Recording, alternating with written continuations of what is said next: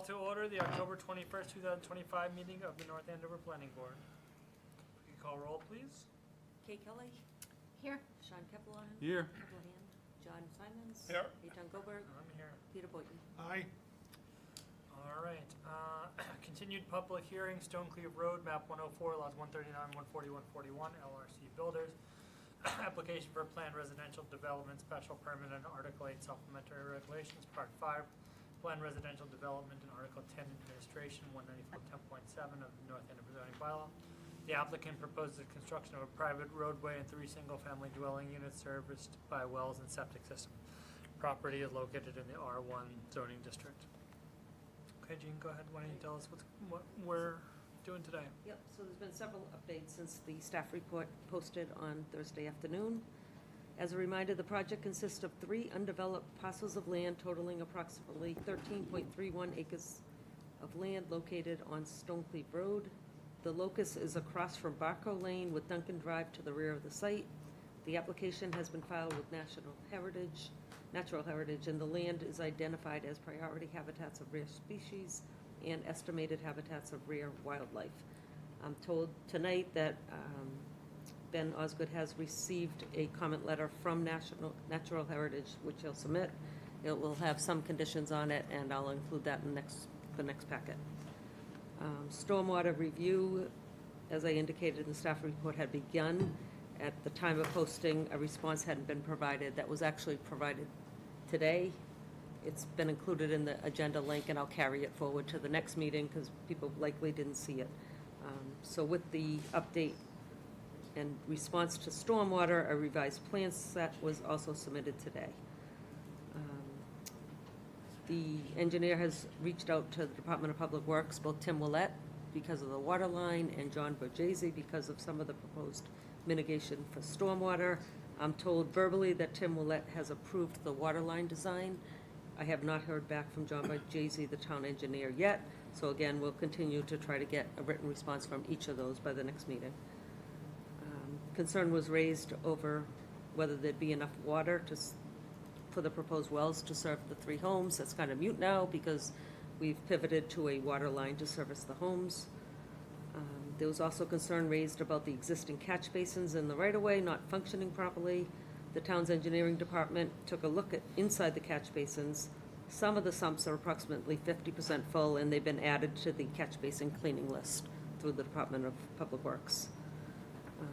And like I said, a revised plan has been added to the packet, and that's what will be reviewed tonight. Okay. Thank you, Jean, especially for reaching out to Public Works to check on those catch basins. That's a great way outside of this project to just improve conditions in the area. That's wonderful. Thank you for doing that. All right, so just a summary. So we have some comments from Natural Heritage that we'll get that will ultimately potentially lead to conditions. Stormwater is still in process with review having just been initially done, and we're going to look at some new designs based on the stormwater review. Yeah, and I should add that the project engineer, Ben Osgood, myself, a member of CONCOM, met on site with our peer review consultant, Janet Bernardo, to discuss the additional mitigation and the design to date. And so I trust that the response is reflective of that conversation. And so we should be in good order for the next meeting. And where do things stand with conservation? So they continued tomorrow's meeting. I think they're waiting for a better sense of this group. And the stormwater. And the stormwater. Okay. Okay. Mr. Johnson, go ahead. So we did respond to the stormwater review. There really are not changes to the stormwater ponds and the stormwater system. The system is still as we designed it previously. We did tweak some outlets for detention ponds, changed infiltration rates and the calculations, changed the rainfall rates a little bit to update them to the current NOAA Atlas numbers, which are changing all the time now. And the biggest, so you can't look at this plan and really see anything different. two changes we have made, right near where the cursor is, we've added a catch basin off of the side of our driveway to catch water in that area so it doesn't have to run into the road, and keeps it from running into Stonecleave Road and just down the side of the road.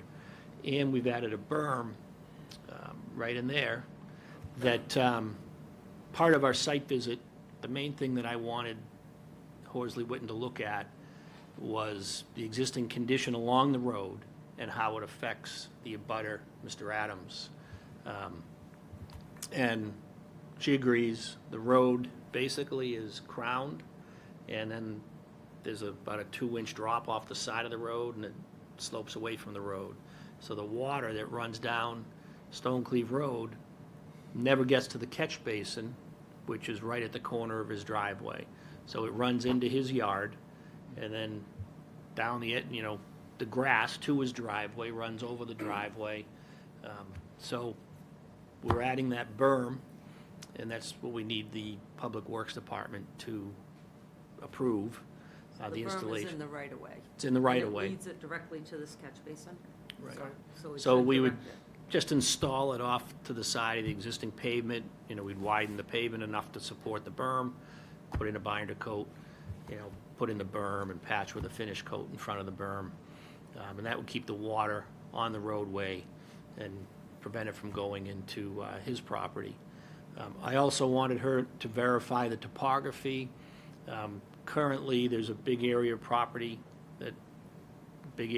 our property that sheet flows onto his property, and I just wanted to show her that and how, we're regrading the property to take a lot of that water and put it into the pipe that's under Stonecleave Road. So that was the two main things that I wanted her to look at. We looked at the wetlands, and that current pocket of wetlands in the front runs into a catch basin that's right out at the other side of Barco Road. So I just wanted to see all that. We also walked up to look at the locations of the other stormwater ponds so she could understand how everything was working. So, we spent a lot of time. I was just telling Gene, you want to change an invert on a pipe, it changes on the plan view, it changes on the profile view, it changes in my hydrocal calculations and the pipe capacity calculations. So, I went through the plan yesterday and made sure everything matches on all the different plans and documents. Are the wells still on this plan, or is The wells have been eliminated, so the water line is the other big change. yeah, can we see that? If you can zoom out, Gene, so you can kind of see where it connects, or scroll down. So there's the water line. It's kind of running up between the properties, and you see it goes off the top of the page there. It actually will connect, and we run it right along the 50-foot zone, the buffer zone, and it connects on to the adjacent property, which is the horse farm that's just to our east or north. I met with the owner of the horse farm. I mean, she understands the pipes there. She has no problem with the pipe being tapped in the easement. It runs adjacent to the cul-de-sac down, and you can see Right. there's a water line connection from each house to Right. that main line. Right, so we provide a hydrant right at the top of the roadway for fire protection for the three houses. There's a hydrant at the bottom of the roadway, right at Stonecleave Road. So it'll add some fire protection to the Stonecleave Road area. So other than that, there really weren't any changes to the plan. They were all stormwater related. And I think that's it. Okay. Comments, questions? Anybody have anything else? Okay, you okay? Yeah. Yep. Yeah, again, I just want to get confirmation from DPW in writing, especially because we're adding a structure in the right-of-way. Yeah. And plowing comes into play with Yeah. when you add berms. No, let's get everyone's approval, but it seems like the berm helps a situation that you didn't create, that's just an existing, but it helps. Right. Which is a great thing to do, and it will help also mitigate any, if if there are any issues with the exact numbers of the stormwater, that helps too. And then the pipe instead of the wells, I think is a great addition. I think that's. And bringing the Wait, water wait. line to Stonecleve Yeah. leaves potential capital improvement through the DPW to extend it along Stonecleve as well. Okay, great. All right, has there been any public comment that's been submitted via email? No. Okay. Is there any public comment that anyone that wishes to make? Come on up. Andrew Lee, 11 Stonecleve Road. Last we discussed at the prior planning board meeting, we also were questioning the water drainage to the end of the road as well. Questioning if there was any thought to continue that berm to the other side down the remainder of the road.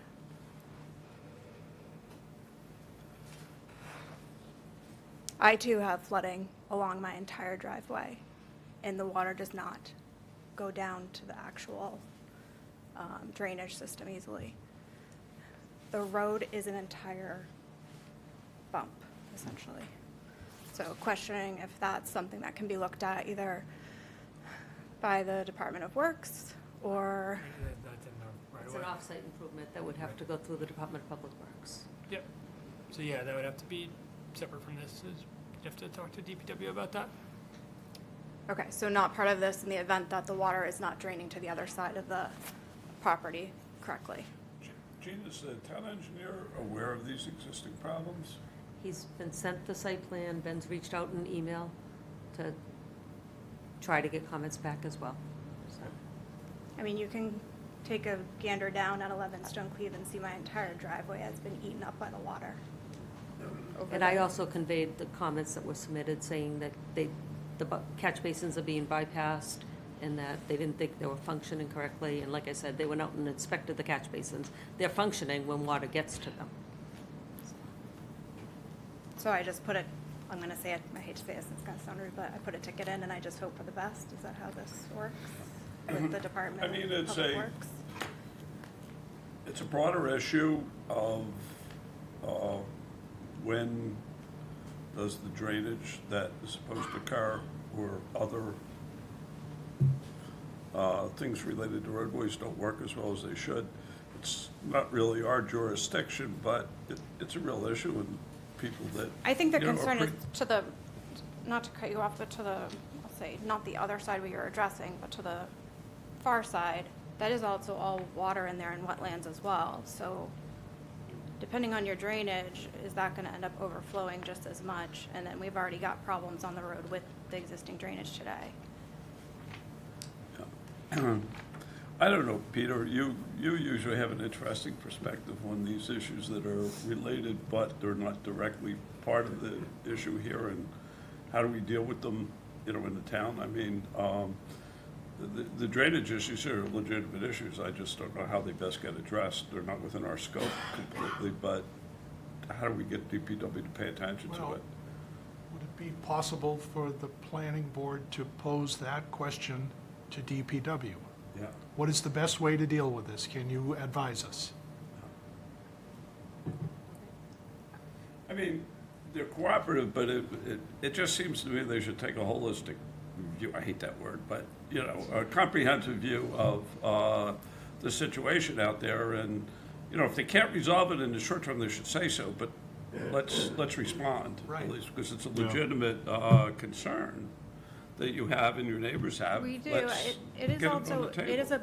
it's a bus stop too. So come spring when ice and water is melting and then refreezes, it's just a sheet of ice for these poor kids to stand on. Yeah. So there is a berm on the corner today. It does not go up far enough, in my mind, to really push the water appropriately down to the storm drain. So Where is 11? 11 is the last one. It's your first one coming in on the street. It's on the corner. We didn't make the map. Yeah. The last thing you see there is not an original map either. I mean, you can also reach out to any of your elected officials as well, but we can certainly send a note to DPW saying that we, you know, reviewed this area as part of this proposal, and although this further down is not necessarily within our jurisdiction, this was raised, and can you, you know, take a look Appreciate at it. that? Yeah. Thank you. Sure. All right. Anyone else? Stan? Stan Lippert, 43 Stonecliff Road. I just wanted to address the issue about water in our road. I think about maybe 15 years ago, we had a really serious problem between my property and the adjoining property. Water was running down sort of an underground granite ledge and then coming out a lot. And one winter, it got so severe that it created like a frozen speed bump across the road. So the next spring, the DPW came out and put like a little cistern underneath that, which they piped then into the storm drain, which drained off all that water, and we've never had a problem since. So that was an example of, where we did have a severe water problem, and the DPW did come out and completely rectified it. It's never been a problem since then, and it was a big help because of the standing water there, we always had a lot more mosquitoes and stuff.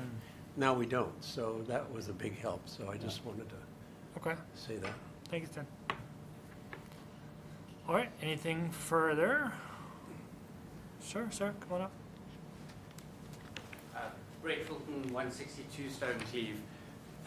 Just a question with that berm. Did you look at the property next to Dick's property? Because I don't live in that one, but I know I walk past it every day with a dog, and it is an ice rink similar to the top of the road because the water flows down the road and into their driveway. Did you look at flow past the adjacent property? Which one? Because if you're building a berm there, it might save the property next to it, but it's just going to push the water. I'm assuming, and excuse me, I'm no engineer, so just correct me if I'm wrong. Yeah, so the point of this berm is actually there's a catch basin right alongside of it, and the water's not getting to that catch basin. So the point of the berm that they're talking about putting in would bring the water to the catch basin, would then flow into the catch basin. Oh, so it wouldn't take it from the road. It's not raising the road, it's raising. It's like making, It's a curve on the edge of the road. right. Just keeps the water along the edge. So that will direct water, more water down the road as well. And again, excuse Direct the me. water into the catch basin rather Okay. than into the neighbor's yard. It's gonna take water from the road and put it into the catch basin, rather than allowing it to go off the road into his yard. Now, there's a problem along this entire roadway. It's running off into everybody's yard. And we can take care of what's right adjacent to our property, willing to do that, but, I mean, there's no way we can do it along the whole roadway. Okay, because it seems like it's just a funnel down into the two property. I'd say at least the two properties, that one next to it and the one after it. But again, no specialist here, but I could see that this might just push the water, one property down. Yeah, I mean, our stormwater is gonna be reviewing that. It shouldn't. I mean, the idea, again, just for, some of you were here last time, some of you were not here last time. It seems like water's already a problem in the area. When they're building here, we can condition that they don't make it worse. We can't condition that they make it better. So it looks like this is going to actually make it better. And then hopefully between that and getting some clearing of the storm of the catch basins, that helps. And again, we'll be happy to write to DPW to maybe try to see if they could take a look at the area as a whole. But I would also recommending, contacting, that's where the elected officials, your select board are very responsive, and these are the things that they can really kind of help when they hear from a group of neighbors instead of just like one individual. So if you guys can all kind of reach out and maybe have someone come and take a look, I think that's the way to kind of get some direction. John, go ahead. So, yeah, Ben, just one quick question. Can you just point out that where the catch basin is? I'm just having difficulty finding where it is. Where the catch basin is. That we're talking about with the berm. Yeah, I just don't know where the catch Right- basin is. Yeah, right there. Right there, okay, There's got one it. directly across the street as well, but. Got it, But this is the one it's being directed to. got it, okay. I should also note that part of our calculations, we calculate the volume of flow coming off of the property in the pre-development condition versus the post-development condition. And this property will have a little bit less water coming off of the property in every storm. What we do is these stormwater ponds, they infiltrate the majority of the water that flows into them. Basically, they're a pond with an outlet, so there's a foot, maybe a foot and a half of water that will go in there and percolate slowly. So that allows us to reduce the volume. So, and I'm not saying it's a tremendous amount. The requirement is to reduce it. And, you know, we are doing that, so we're not going to put more volume of water, and we're not going to put a higher rate of water. There was one question regarding that in the stormwater review, and I addressed it. I think I probably will address it a little more specifically, just to have Janet take a look at that specifically. Okay. All right, Gene, next steps? Close out the stormwater review and get feedback from DPW. I think those Okay. are the two outstanding items. Department review came back pretty clean. The fire department was about the water line, and I think he's addressed that.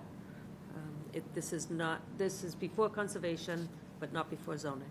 So, So we should be ready to theoretically issue a decision on the 4th, next meeting, or no? potentially a draft decision for the 4th, all based on whether we get the stormwater review back. Okay. It just went to her today. Okay, so let's schedule for the 4th. If we don't have it, then if it's not ready for that, or there's nothing, unless there's something substantive, I either want to vote on the 4th if we have it ready.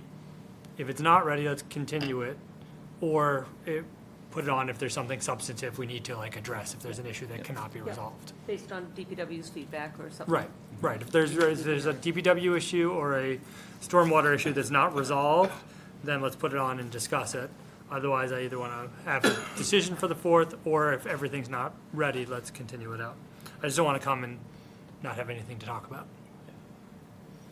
Okay, so we will continue the public hearing until November 4th. Thank you.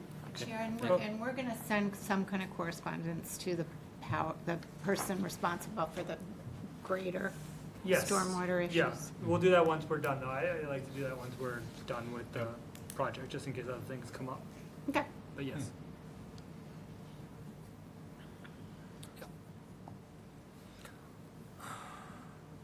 Okay, can I get a motion to approve the meeting minutes from October 7th? So moved? Second? All in favor? Aye. Gene, is that it? Gene, any need to let people know about the site visit at the old North Pump Station? I think so. Okay. It's a project under their review that they're going to get an update once it's complete. So, Okay, all right, can we get a motion to adjourn? So moved? Second? All in favor? Aye. Okay, great.